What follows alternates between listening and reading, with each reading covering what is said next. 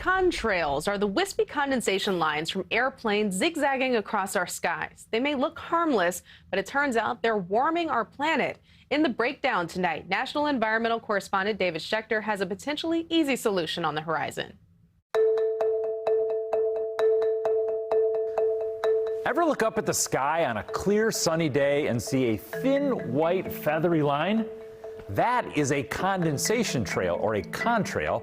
It's just water vapor left behind by an airplane, but it can trap in heat. And a recent report says contrails account for about 35% of the aviation industry's global warming impact. American Airlines wants to change that. It ended up being, honestly, a lot easier than I expected. That's Jill Blickstein, Vice President of Sustainability at American. They recently joined a study led by Google and Breakthrough Energy, an organization that develops new technology to help reduce emissions. The companies used artificial intelligence and satellite imagery to identify which flight routes create the worst contrails. Then it was up to the pilots. The way to avoid the contrail is to descend a little bit. Think like 2,000 feet, 4,000 feet. That's because contrails form when airplanes fly through layers of humidity at higher altitudes.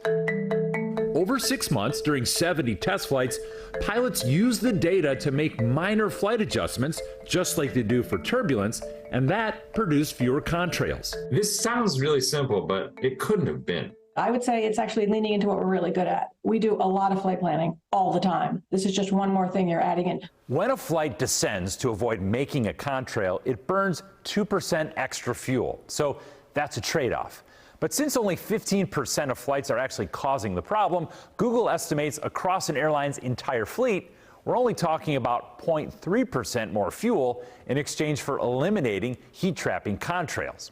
On the other hand, if instead of just a few test flights, every airline put this solution into play, it could create a traffic control issue. But the skies are crowded up there. And so we have to see if we can do this, obviously with no impact on safety, but also in kind of a way that doesn't put too much extra burden on the control tower. One way to address that burden would be to build those maneuvers into a pilot's flight plan before they ever take off. Blickstein says she's talking to other airlines that are really interested in what American learned, and she thinks industry-wide contrail avoidance could take flight in the next 2 to 5 years.